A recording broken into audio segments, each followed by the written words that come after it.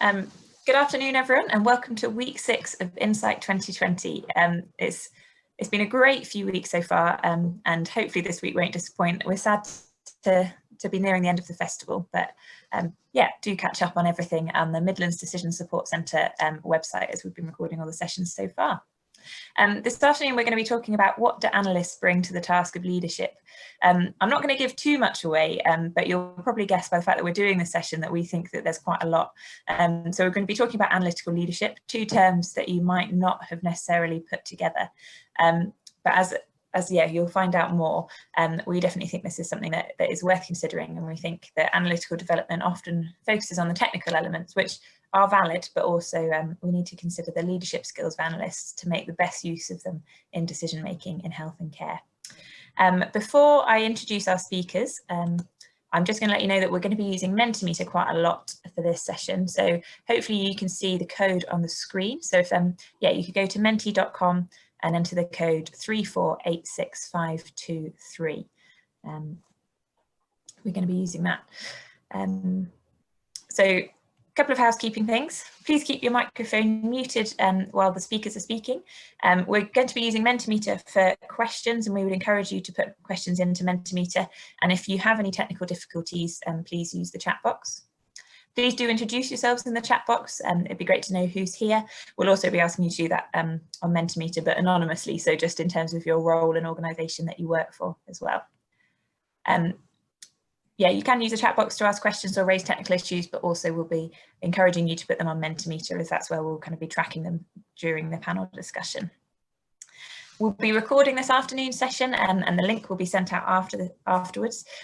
Just be aware of that if you'd like to put your camera on or speak, that it will be being recorded. So there's no pressure to do that, and actually it's almost easier if you don't while the speakers are speaking. But if you'd like to discuss things at the end, then there will be time for that.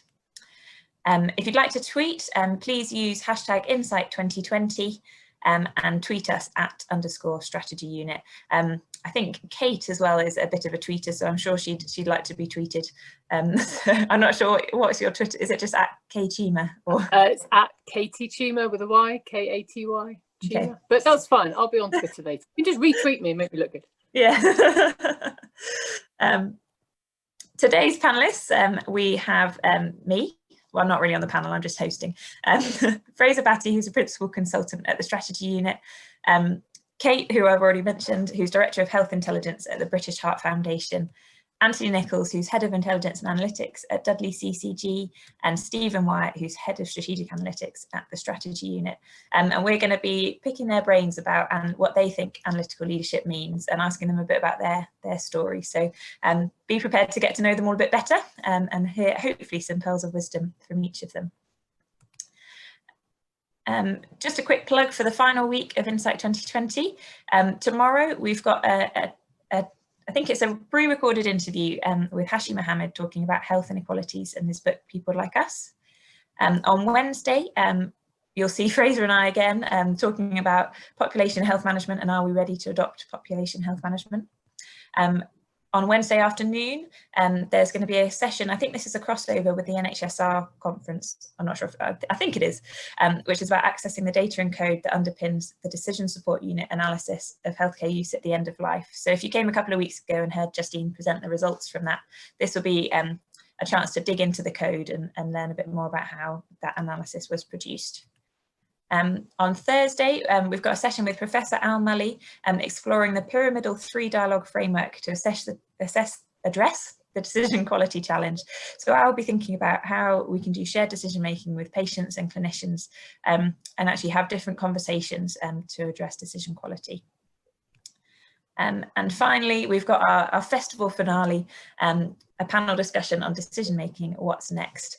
So yeah, do come along to those events and do register at midlandsdecisionsupport.nhs.uk. So hopefully that's given you all enough time to get onto Mentimeter. If not, again, just a quick reminder that please go to www.menti.com and use the code 3486523. I can see some keen people have already got there. So we just kind of want to know who is in the audience. I've assumed you're an analytically heavy audience, but I might be proved wrong here. So yeah, how would you describe your role? I'm just trying to gauge how many people we've got. Oh, we've got about 40 people with us today. That's great.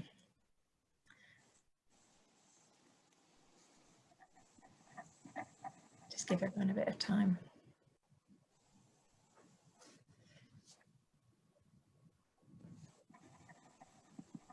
So there are some non-analysts. If you're a non-analyst, it would be great to know who you are in the chat box. If you're an analyst, please introduce and feel free to introduce yourself as well in the chat box, but it would be good to get a range of who else is here.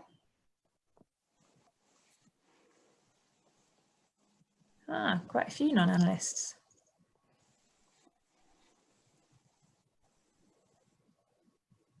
Interesting.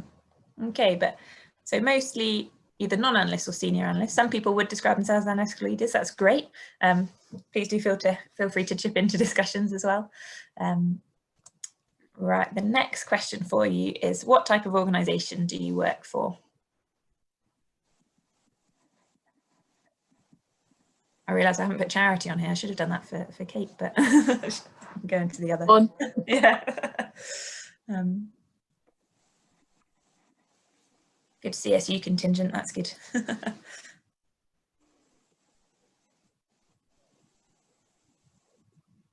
Ah, interesting mix. So mainly CSU and other. Okay. Couple more coming in.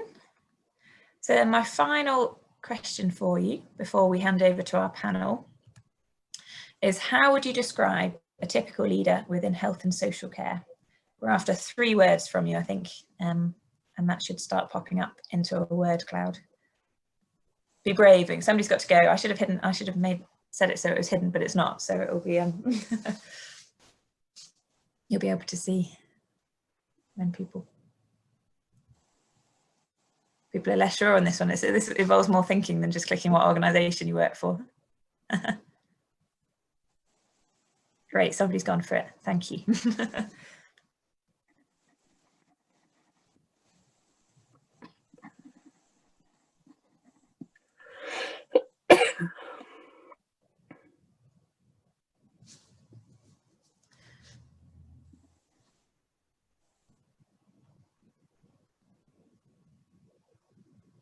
Pressure just popped up as a big. That's definitely.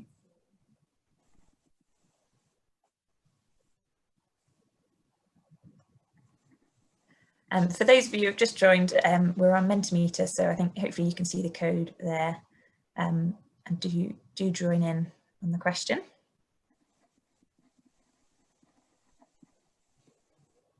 So that's quite, so knowledgeable, supportive, pressured, siloed, busy, strategic, technological, inflexible popped up, transient, intuitive, decisive, data illiterate, interesting, coaching focused. Okay, so there's quite a mixed bag there, which I think is what we were expecting, and I think.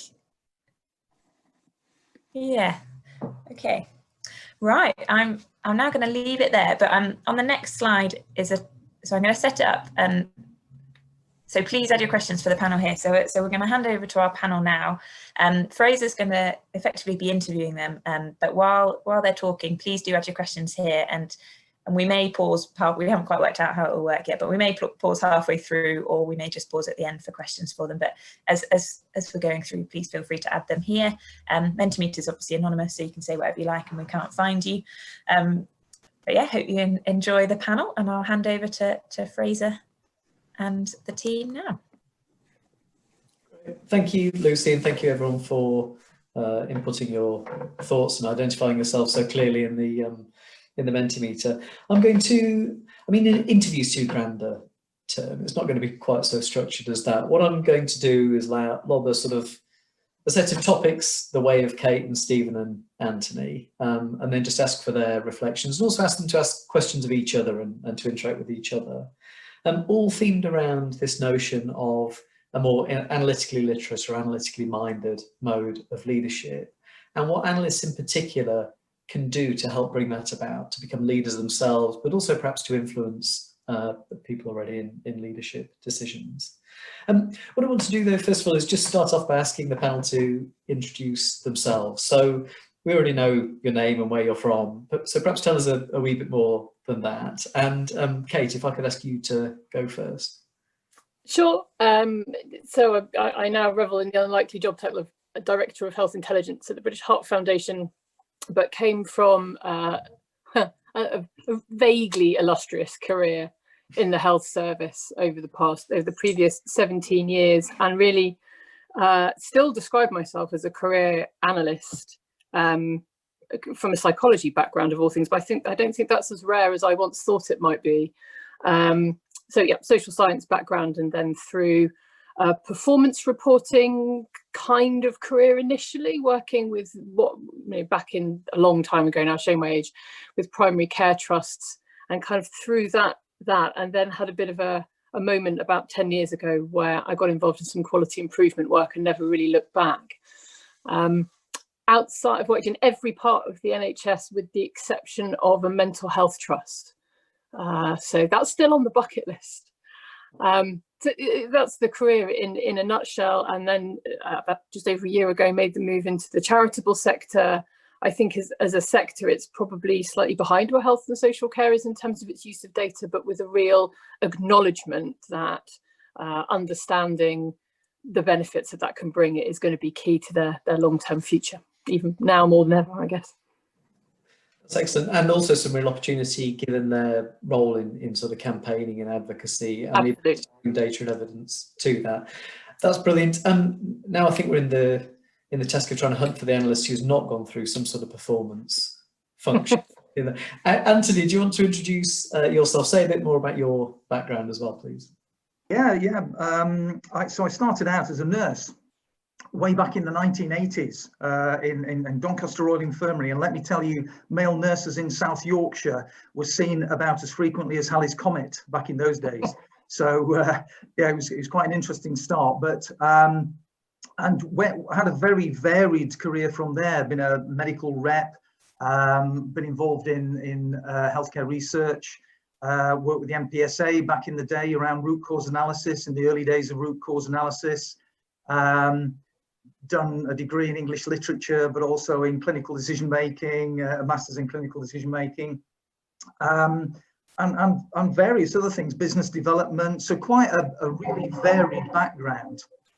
But that's every single component of that kind of has come together to kind of be really important in terms of viewing different perspectives from any analytical question, which I think is one of the key things. And I'll leave that particular train of thought there because it's maybe something you want to pick up later. So a really varied background. Latterly, I worked in contracting, head of contracting as well. But latterly, last 10 years, pretty much predominantly in analytics, and before that in point of fact. And latterly, a real interest in population health management. But also in the strategic kind of developments around, the whole kind of paradigm shift that we've had with COVID is fascinating from an analytical perspective as well. And I'm almost keen not to kind of take analysts out of the context of everything else, because I think it's so conjoined with everything that it's a mistake to kind of stick it on either a pedestal or a step lower or anything. It's just all part of the solution space that we're looking at. I'll leave it there. As you know, I'm apt to ramble. No, I wouldn't say that. I mean, although you have made me think we should have had a whole festival session just on your background. Like the sort of Renaissance man on the on the panel. Stephen, would you introduce yourself as well, please? Sure, I'm Stephen Wyatt. I manage the analytical function for the strategy unit, and that entails managing a team of about 15 or so people at the moment, analysts in the strategy unit. And my career has been fairly traditional in many respects, in that I've been doing this job or something that looks very like it for at least 15, 20 years, managing analysts and analytical functions within various statutory organisations. But I did start, and I did my first degree in maths, like I suppose most of the people on the call then have come through some sort of technical route through their educational route. But my first 5 or 6 years of my working life was spent setting up and running community mental health services in the early 1990s. So this was a time when the government had decided to close a lot of the big psychiatric hospitals around the country, and had realised quite late in the day that the quality and depth of their plans to provide community alternatives for these people were quite underdeveloped and underfunded. And so they quickly spent a lot of money, threw a lot of money really, at community mental health charities to set up alternative services for these people. And so I joined one of those organisations that went from being a very, very small sort of campaigning organisation into a very large service provider over the course of a few years. And the organisation had almost no infrastructure at all. It had no HR department, no IT infrastructure. It had one finance person, I think. And so managing in that setting meant doing everything yourself, learning how to do everything and learning everything, all the sort of elements of project management and people management, very pragmatically out of necessity. And that really shaped the way I think about the work I do, and was a really formative part of my career and my development.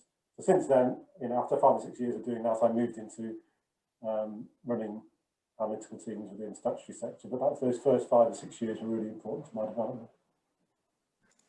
So in a sense, you begin where Kate ends in some respects. So just a wee bit quiet. I don't know if you could get closer to a microphone or something as we go through.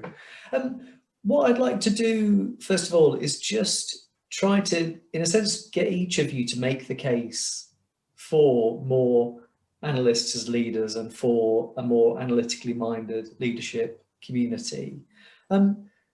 So set the case out as you see it. What is it that you think analysts or the analytical mindset brings to the task of leadership? I'll just follow the same order in a sense. So Kate, if you could start just outlining your thoughts on that. I think the case comes, and I think this has already been touched on, really is to enable, so having specific analytical leadership is really to enable the bilingualism that I think you need to bring the value of the data into the clinical decision-making process, the managerial decision, whatever decision-making process we're going for. It's a relationship kind of role. It's a relationship management and development kind of role. It's a stakeholder management kind of role. And I think historically we've underplayed the specific skills that need to be in that space as that broker between technical disciplines and the softer science, if you like, of decision making and the complexities that go with it.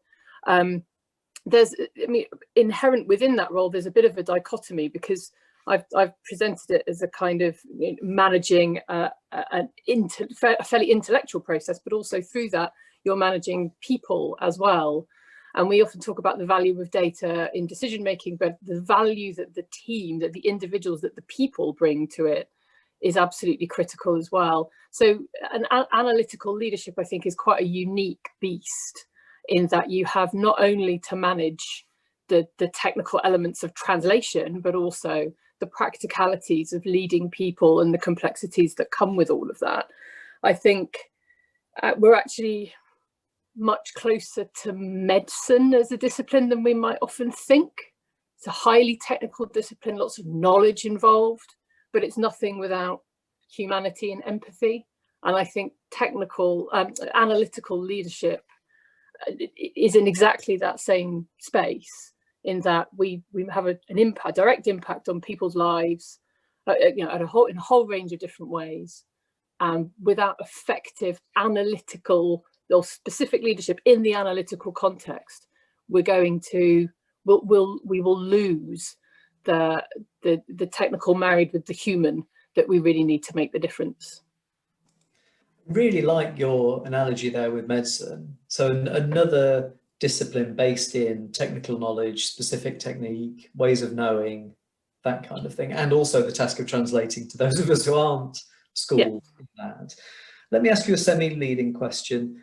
The the technical discipline of analysis, is there anything you see within the sort of dynamics of that make you think this is a rising agenda? There is, there are more data available, for example, data-driven decision making more in the air than it was. COVID might have changed some of those things. Is there anything you see in that? Do you think there's anything about that dynamic? I think the technical element is changing so quickly. The volume of data, the accessibility of that data, the technical methodologies used to stitch together. We've seen this hugely in COVID, right? Groundbreaking ways of linking multiple data sets, analysing it, modelling it. We're all armchair epidemiologists now, right? That has not come with the accompanying cultural change and real effort to enable the public. So if we're sticking with the COVID context, I've just written a piece actually looking at 4 different risk assessment tools. They're effectively risk strat tools, but just for COVID, with a variety of different things. And technically, they're all very competent, different arguments for different methodologies, great. If the same amount of effort was put into helping the public understand what the output of absolute risk, relative risk, hazard ratios, however you want to look at it, we lack or have not kept up with that technical shift and the pace of it in the context of of people being able to use the output in an effective and meaningful way. No, that's great, thank you. And we might talk more about that. You were referring to it as the sort of bilingual role, that translation role from the specific technical disciplines into decision making. And might want to come back to that. But can I ask Anthony the same basic question, really? What is it that analysts bring to the task of leadership that you would see? I mean, agree with a lot that Kate said. I might go a step further and say, rather than bilingual, you need to be a polyglot.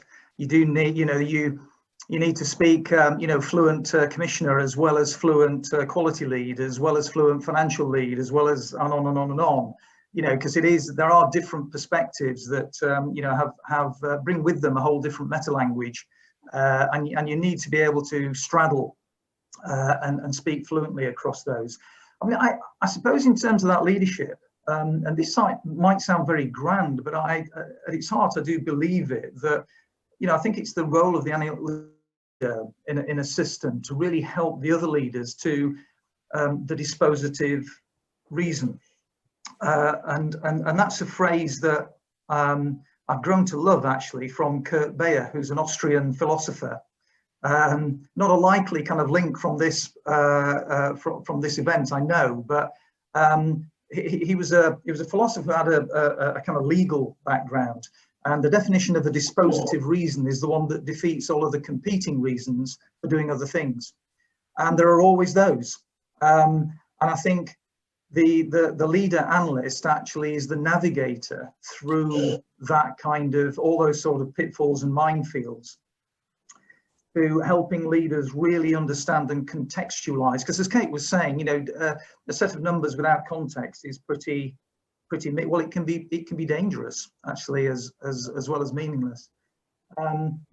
So I think for me, that's the kind of role that an analytical leader has. It's that navigation, and it's also having the confidence and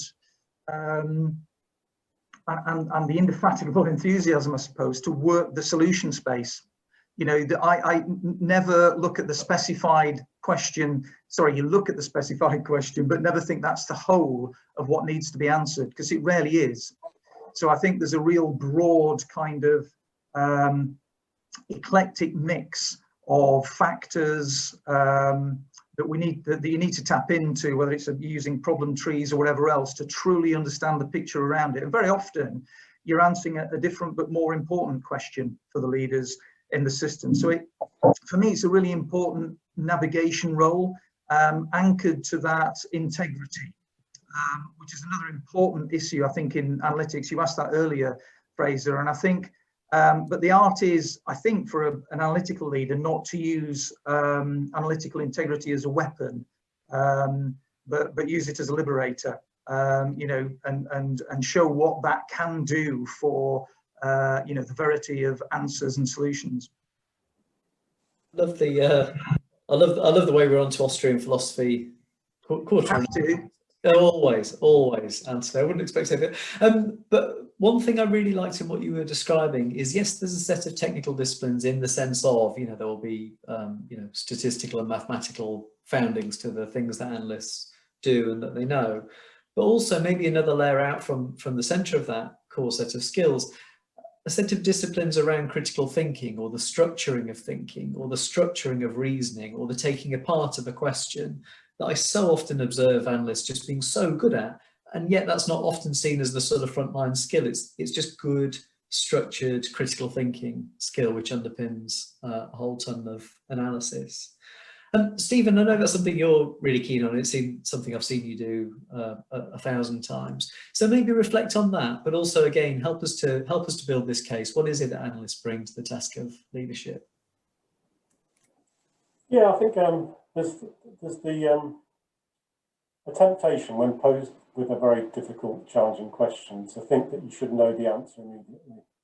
And I think one of the things that maybe analysts can and should bring to the wider system is the insistence that we take a step back, that we consider it properly, that we take our time and come up with a reasoned response, and not to just rush in because we feel everybody else has got an intuitive response. I mean, I really don't trust my intuition very much. I spend a lot of time trying to ignore it because it's not served me that well in the past. I do better when I give myself some time to really think about something.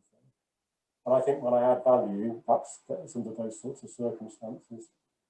So that's, yeah, I definitely think that's part of it.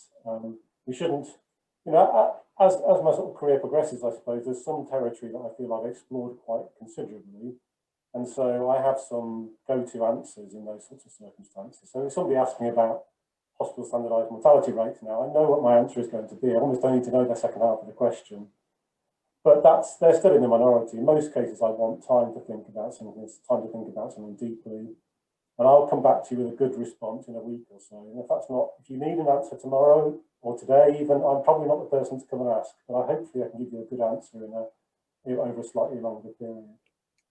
The other thing, just to pick up on some things that Kate was talking about this interface between technical people and the managerial class. I do think that's an important role that we play.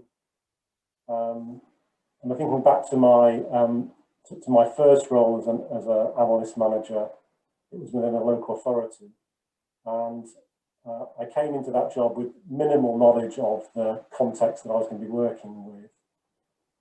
Managing a group of 5 or 6 analysts, most of them were very experienced and knew the job inside out. Any one of them could have applied and got the job over me easily. They chose not to for various professional and personal reasons.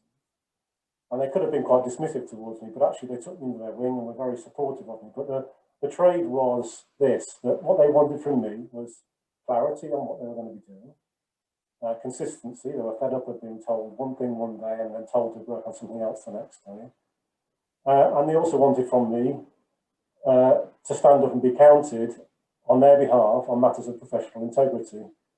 And that was never laid out quite as clearly as that, but that's essentially what the trade was. They would support me to learn the job, but that's what they wanted me to do in the meantime. And I think we've got quite a lot of situations, particularly in the NHS, where we have generalists managing analysts, and I think that's a bad place to start. I think they end up being essentially conduits for the requests of senior managers. They don't do any translation, any formulation. They don't challenge when bad thinking happens. And I think that's an important role that analysts can play. But it does mean that analysts wanting to step up into those managerial spaces and all the messiness that entails in order to perform that function and perform it well. That's great. I just want to draw together a few strands really from things that each of the 3 of you have said, but perhaps particularly Stephen on a few things that you just said. And I'll be careful so you don't accuse me of sort of trading in stereotypes, but I'm forming the image of a sort of analytical leader from things that the 3 of you have said. Now, this person is structured in their thinking, logical, cares about method and maybe even the scientific method within that. Might take a while to get back with responses, but does so because they think their intuition is probably wrong, and also will defend the integrity of the knowledge that they stand upon. So that's the image that you've constructed for me. If I then think about the way that the NHS operates, and particularly the way policies and programs operate in the NHS, it seems to me whim, politics, fashion, personality, it's swirling. It addresses fundamental problems, but not often with discipline or with detail, or quite often in a peripheral sense, and then moves on to other things. Tell me how the character you've constructed for me is going to operate in that more swirling world, and tell me how, maybe with an optimistic twist, how they could make that better. Kate, do you want to start with that? It's a really interesting question, Fraser. It's given the one certainty of working in the health service that I experienced was uncertainty. So the degree to which I think any leader in any discipline, there's an expectation that you need to be able to be comfortable with uncertainty and ambiguity. I actually think that the nature of analytical work, where, you know, as Anthony and Stephen have both reflected, you get questions that are not always well bound. You're given questions that are by themselves quite ambiguous, and it's almost your job to bring a degree of structure and an analytically appropriate question or breakdown to it. I think that those particular skills can actually help you as an analytical leader begin to structure some of those wicked problems that we come across in healthcare, and you know, in both the operational and the strategic context. I was really struck by Anthony's use of the word art. Leadership is not a science. I mean, I know there is lots of science around it and lots of theory, but my experience is that we need to be comfortable quite quickly with the fact that you've got to try things and test things and be confident. And again, a word that's come from both Anthony and Stephen, you've got to be confident in operating in that way, and be able to, with your teams, I hasten to add, no leader can kind of operate in isolation, but with your teams, be willing to test and fail fast and learn from that. I appreciate that and this will vary by organisation, it certainly has in over the course of my career. I appreciate that the appetite for individual organisations and the culture around failing fast will vary quite significantly. But as a kind of key principle is really important to maintain the degree of curiosity that all analysts should have, and then enable us to bring that to our colleagues in management, medicine, or wherever else they may be. That was quite a lengthy way of saying it's going to be tricky, isn't it? As an answer. Oh, you said it so eloquently. No. Listen, you did. I thought you did a great job there. So what you have is you have our analyst there walking into this swirl and uncertainty and ambiguity, making sense and structuring things as best they possibly can. And yet, I mean, one of the things that I would say follows from the disciplines that each of you have touched upon is they're all obsessed with uncertainty. The whole of science is obsessed with where the boundary of knowledge goes and how much you can or can't act with certainty. And so given that, you've also then said, I think, that our leader, our analytically minded leader, has also then got a sort of much more empirical way of acting. So we'll just give it a whirl, but we'll know what the conditions are for this test. And if it's succeeding, we'll do that. And if it's succeeding, we'll do this. So there's a different mode of acting then as a leader. Anthony, what do you want to add to any of that? Yes, I think it is. There is something about I'd even say embracing the uncertainty, really, because I think we're in danger with our analytical work. I've often seen people think of outputs from analysis as delivering ontological objective truth, like there's a mountain over there, there's a river there, and and that's not what numbers necessarily do. It's all about margins, isn't it, and kind of confidence intervals and those sorts of things, and those are the really difficult things to kind of communicate. But I think it is about embracing that, and And there's also, I think, in terms of the leadership angle, it's the different type of leaders that you interface with. So these aren't archetypes, you know, and I think one thing we need to embrace is the kind of, you know, the variance that you get. Most leaders are committees inside one person's head, rather than, you know, they'd never admit that, but they tend to be so, and therefore, but you know, it's easy for analysts generally to engage with the transformational leader, because they're always looking to transform things, including how you transform things. And also the strategic leader, because they operate in the space between opportunity and operations. So, but a bit more difficult with a democratic leader, because I think it's difficult sometimes getting a place at the table. And you referred to this earlier, in terms of normally you're going through an IT lead or a finance lead to get to the board. Very often you're not given a place on the board as an analyst. So again, I think it's right that we should. It's a positive paradigm, isn't it, that suggests that the unswerving truth lies with a set of single numbers. It doesn't, and I'm quite comfortable with that, and I'm sure everybody else is. But we need to kind of be enthusiastic about that. And back again, I mean, serious danger of overusing it, but the dispositive reason, you know, what climbs above all the other, that kind of mosaic of information and competing things that says, yeah, on balance, this is where we're at as a judgment, and then as a decision, this is the direction, probably the optimum direction to go. So yeah, embrace as a strap line, embrace the ambiguity. Oh, embrace the ambiguity and yet don't surrender to it, was what I heard. I mean, everything I heard in what you were saying and in what Kate was saying was of course there's ambiguity, of course there's uncertainty. Life was ever thus, and if you're working on interesting topics, that's just the nature of it, isn't it? And yet don't abandon yourself to the swirl. Have disciplines, have reasons, have tools, methods, whatever it would be, for reducing uncertainty and then for acting. And Stephen, do you want to have a go at this question as to what the sort of characteristics of our analyst can add to the task of leadership? Yeah, just to build on what Kate and Anthony were saying, there is no alternative but to embrace the uncertainty. There's no other way to approach the role, really. But that doesn't mean to say that it's not uncomfortable or a tension. That's a constant tension, I think, in the role. And just you know, as a caricature, it's moving from 1 minute writing a bit of code in R, trying to get a script to run, to which can be quite mechanical in its sort of practice, to moving on to a Teams call with a group of managers about a real world problem they're trying to address at the moment. That's the tension, and it happens. You have to switch your mindset all the time, backwards and forwards between these two things. But yeah, that's where our value lies.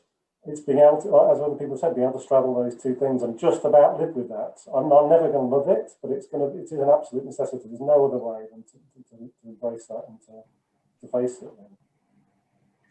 Fraser, there's something that struck me there, and I don't know if Kate said it earlier or not, but there's something in the middle of all that which is about strength as well. We're all faced, sometimes talking to some really powerful characters in all senses of the word, and there's all sorts of pressures that come streaming across a few well-placed sentences, and we do need that strength to say, actually, that will be invalid or that will be completely unreliable.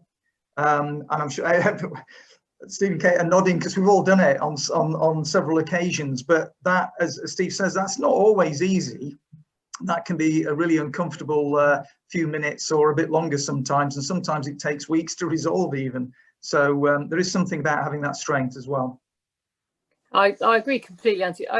I've found, and this may just be a personal tactic over the years because I haven't been quite strong enough, but I found that developing kind of wider professional networks has been really helpful with that. So even if you are met with a wall of no, we're doing it like this, by drawing on people outside of an organisation or a particular expert. I found actually working closely with clinical colleagues has been quite useful in helping to make the argument. But as leadership, we talk a lot about building your personal and professional networks. I think it's a really key thing, especially when faced with that particular issue. Just let me take something that you've started to touch on, which is a sort of, in a sense, is a sort of slightly more. I just want to ask you a slightly personal question. I'm trying to clear my throat to do that.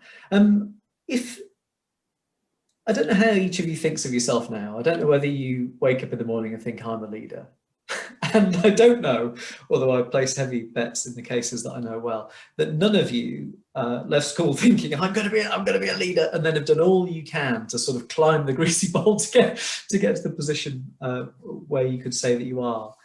So I want to ask each of you how you think of yourself in leadership terms. Do you think of yourselves as a leader? And also, I'd like to ask you to sort of make recommendations back to your younger self, in a sense. So, are there anything? I mean, Kate, you were just starting. It seemed to me you were saying, "Oh, cultivate personal networks." Are there any bits of advice you'd offer the sort of younger analyst? I don't know who's going to be most uncomfortable with that question. Maybe Kate, if you start. I think I'm going to build to Stephen on this one. But if you start. No, go for it. No, okay, you go first. Me go first. Okay, sorry. Some time to squirm. So in terms of do I see myself as a leader? When I was prepping for this panel session and thinking about, do I see myself as a leader, or how did you become a leader? I wrote down by mistake, because there was no clear career pathway. I mean, we could do a whole other session on our views in terms of career, effective and meaningful career development for analysts in health and social care, but I'll park that for now. I think on most days, probably not. I said at the top here that I still refer to myself as a career analyst, and that's very much how I see myself. In recent years, probably more of a leader than ever before, and that's not necessarily linked to job title. That's been linked to, I think, the role that I have found myself in terms of organisational change, and have really defined personally my leadership through the teams that I have been privileged to kind of help look after in those times, and the things that they've achieved, and my little bit of that kind of helping them achieve that. So in that respect, I've seen myself as a leader, but probably not in the kind of grander scheme of things. It's been quite an operational view, I guess. I'll be interested to see how ask me that question in a year's time, Fraser. I'll see if the answer is any different. Well, my answer to that question is implied. I mean, we asked you to be part of a panel about being an analyst and leader. I obviously I would look at you and say that you are. That part of the reason I'm interested in this is the sort of psychology of it almost, and how people think about themselves as a leader. Anthony, what's your journey been like on that? It's definitely organic in the same way as Kate said. There was I'd love to be able to say there was this beautifully precision-made Swiss watch of a kind of, sort of path, that was finely engineered, and nothing could be further from the truth. I think one of the things about the analytical mindset is, one, there is a bit of an obsessiveness there. There is generally speaking, I'm generalizing, of course, but and a fixation with precision and the most accurate we can get and all those sorts of things. And I think certainly that's led me to give myself a hard time a lot of the time. And I think it's been difficult from that perspective to kind of grow the sort of confidence that's needed for some of the sort of interfaces that we're talking about earlier. I think thinking back, what would I advise my younger self? I kind of had a broad breadth of kind of knowledge that developed over the years anyway. I think that is absolutely key in terms of analytics. As I say, not that kind of singular analytical methodology sort of thing. Clearly that's important. But there is something about the whole diaxis that surrounds that you need to interplay with as an analyst to truly understand it. And we're starting now, I think to begin to understand a little bit more, you know, around patient feedback and public feedback and those sorts of things. And we need to do an awful lot more of that. And that will mean a different type of analytics. You know, we won't be doing the same sorts of things with the same sorts of data. Some of the time we will, but I think it will need to change. There will be a shift. So there's something about certainly having a broad range of experience. Try and do one or two things that are off-piste, if you can. Better, I mean, that was by luck in my career, but you know, you may be able to orchestrate this with a little bit more professional choreography around it. But do look for those broader kind of sets of experience that are going to be helpful in terms of you contextualizing, and don't give yourself such a hard time. There are analytical leaders in the system. I think the system is crying out for them now, and I think analysts are now starting to be viewed as something else other than people who sit behind laptops going blind looking at Excel spreadsheets. You know, there is something about a broadening of understanding about analytics and what it can bring to the decision-making picture. That's fantastic. Also, for also speaking personally, because I asked you because I do think it is helpful for people to hear panel members do that. I very strongly take your point about maintaining a sort of breadth of a sense of disciplines and alternative ways of looking at things, adding something to the skill of the analyst and their role in decision making. Also, in what you and Kate were describing very clearly about a lack of pathway. And back to Kate's analogy early on with medicine, there are lots of leadership programs deliberately designed to help clinicians into the task of leadership. We started to develop one for analysts because we couldn't see one for analysts. We couldn't see the analogous pathway through. So thanks for that. Stephen, finally, what your reflections on your role as a leader and any recommendations back to your younger self? Yeah. Yeah, I certainly don't think of myself as a leader. That's not a term that I is in my mind at all. And I think it says something that all the people on the panel that you've got who haven't been focused on that as an objective. They've been focused on doing a good job of the tasks that they've been given to do and growing their skills and capabilities over time. And that's the answer. Just a few. I don't know. There's some things I'd suggest. For people looking to sort of take the journey, really. The first is to get involved in the mess that is the NHS and its organisation and its business, really. Don't try and sit outside of it. And just for practical advice, every organisation runs a whole range of programmes every year, service improvement programmes or quality improvement programmes or transformation programmes. Offer to lead one. Or if you can't, they won't let you lead one, then offer to support the leader of those programs. It'll be a painful experience, but it'll be a formative one. You'll learn more by doing that than you will by learning another analytical technique. Yeah, learn that stuff too. And that's my second tip. Keep learning the technical stuff. It's a very fast-moving field, and you need to keep learning to keep abreast of it so you can be a competent all-rounder as well as a specialist in a few techniques. And the sort of third piece of advice is take some control or authority over your work programme. Don't be a passive recipient of requests that come from above for you to do. Make the case for pieces of analysis that you think have value and have meaning and have merit. And if your line manager doesn't recognise that, then they don't really know what you're working on most of the time anyway. So just find the time within your work programme to do the things you think are of value and prove it after the event. And the last thing I'd say was a lot of the input that we have into the value we offer is quite ephemeral. It's not seen. It's difficult to mark its place in history, really. And I don't mean that. But just improving the quality of decision making is quite difficult to see. And actually, I think one of the things we should do a bit more is just take the opportunity to document what we've done when that's not being asked for. Document it and record it either in the form of a journal article or a report or a slide pack that you can come back to and refer to later. Because I think you need those seminal pieces of work in your career to be able to refer back to, but also because that process of documenting what you've done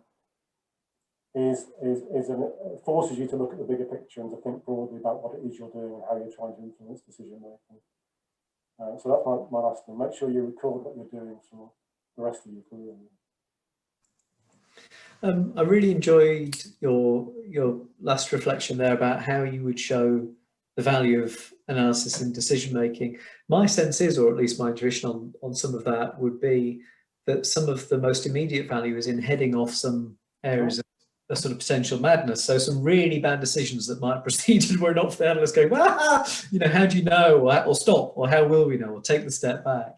So in a sense, you're kind of showing value versus a fairly negative counterfactual in some cases, and maybe getting people to reflect on that would be interesting. We had a question in the Mentimeter that was at the heart of some of what you were saying. The questions about, you know, ambiguity and uncertainty and swirl is just a feature of life.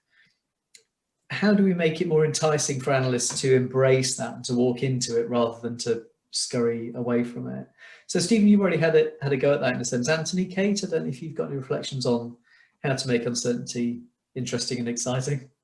I think. Sorry, you go, Kate. Sorry, is that okay? I think that the fundamental core of every analyst who wants to be or enjoys being an analyst is curiosity. Stay curious. If it's ambiguous and you want to know why, keep asking why. And I mean, actually, that's a piece of advice I'd give to my younger self. Don't get jaded. It can be tricky, I know, but don't let the cynicism creep in. Stay curious and ask more questions. Yeah, I mean, the only thing that what I was saying, it has been difficult, and I think this is becoming a little bit easier now due to some of the things that we mentioned earlier. But in terms of the relentless, ask for regulators around some of the transactional pieces, you know, that can put the transactional headphones and blinkers on so that you're blind to the clamour of insight and you're deaf to the clamour of insight and blind to its attraction, I suppose. So there is, I think I sense the kind of sea change around this sort of stuff that, and it's been brought to the fore a little bit more, you know, due to COVID, and I hesitate to say there's anything of a silver lining there, but it certainly has brought to the minds of our leaders the value of analytics. And what I would say, yeah, it's about really enjoy the solution space. As Kate was saying, that there's a real fascination for analysts around that. I mentioned Austrian philosophy, but I'll go on to computational biology, because that's the solution space is a term from there. And you know, from the primordial soup to us human beings has taken some 10 to the power 140 ribosomal transformations. That's a big solution space. Usually we're not dealing with those kind of vast solution spaces that apply to evolution, but they're big and fascinating, and out there are some really important insights in that space that we can really bring to the fore and make some changes, as long as you hook it up, as we said before, to that translation piece and communicate that well to our leaders. That's all true, and yet I don't want to lose Stephen's sense that actually a little bit of sort of either authorised or clandestine tinkering is often also a source of value that analysts create. I mean, I could point to a ton of products that have come out of the strategy unit that didn't start because we were asked the question, that started because we were just, or colleagues were tinkering and hit upon an interesting question and then a new way of looking at it and then proceeded from there. In just a second, I want to hand over back to Lucy just around the session off, but I don't know if any of you have got any closing topics or if there's anything that I've asked you about that you'd like to raise. Just to tee up Lucy in a minute, really, that we're thinking about making the space more attractive to analysts to move into. I think Kate mentioned earlier about the role and the value of peer support, and often that sort of analyst manager role has been a bit of a lonely one. But I think, you know, we're kind of, Lucy's setting up at the moment an action learning set for analyst managers, analyst leaders, recognising that the solutions in this area aren't all documented. The approaches that we need to adopt aren't all documented, and really what we need to do is support each other to find a way through how to do this role better and how to become more proficient at it. And the action learning set model is perfectly suited to that sort of situation. That's great, thank you. Lucy, I said I was going to hand over with sort of 10 minutes or so to go. I've left it, so now there's three minutes to go, but I am handing over. So do you want to round out the session? Thank you. I mean, can I round out my bit just by saying thank you ever so much to Kate and to Stephen and Anthony for your thoughts. I mean, we are properly dipping our toes into this, but we are convinced that there's an agenda here to help analysts advance as leaders, and leaders to better understand the skills and value that analysts can bring. So I'll just extend thanks to you guys on the panel. Yeah, thanks, Fraser. And I think I'd just like to echo Fraser's thanks. I think that, yeah, it was a really interesting discussion to observe and to listen to. And as Stephen said, we're exploring this more, and we think it's an agenda that we need to push. And so we're currently developing a program that will be thinking about how can we develop analytical leaders. So if you're interested in participating in the first run of that program and being our guinea pigs, hopefully you won't be complete guinea pigs. I hope it will be really valuable. So yeah, do feel free to get in touch. I'll put my email address in the chat box in a second, and we'll also send out more information to all of you that have registered for this event. I've got one final question for all of you out there listening. So given what you've heard today, if you could go back to Mentimeter and just sort of from what you've heard and what your thoughts are, what do you answer our headline question? What do you think analysts bring to the task of leadership? Is there anything that struck you that's been said today? I particularly like the idea of analytics being creative, and I think that creativity and tinkering and problem solving is I find very appealing. And the ability to do that, I think, is definitely a leadership skill. But is there anything that has struck you from today that you'd like to share on Mentimeter? Oh, let me just, I realise I'm not showing, you can't see the screen. I'm looking at it all coming in nicely. Let's put that up. Empirically minded action. Yeah, so as you're doing that, yeah, I think that is it. Just another quick reminder for the sessions that are coming up this week. Do visit Midlands Decision Support.nhs.uk for all the information. We'll be sending out the recording. Do share it. Yeah, we think analytical leaders are often under thought of, and yeah, again, I'd like to thank Kate, Stephen, and Anthony, because we clearly think of these three as leaders. That's why we invited them to speak today, and I think that they've shared some really valuable insights that hopefully have been encouraging to those of you out there who also may not necessarily see yourself as analytical leaders, but are definitely working in this space. Thank you all for coming. Any final thoughts, please feel free to add them onto the Mentimeter. I really like that challenge has come up. There's quite a strong kind of thing. I like the idea of analysts kind of being that challenge, that yeah, pushing the kind of right buttons to make sure people are making good decisions, and not just going along with what they're told. So yeah, I'm quite keen on fabulousness, Lucy. I think that's a critical part.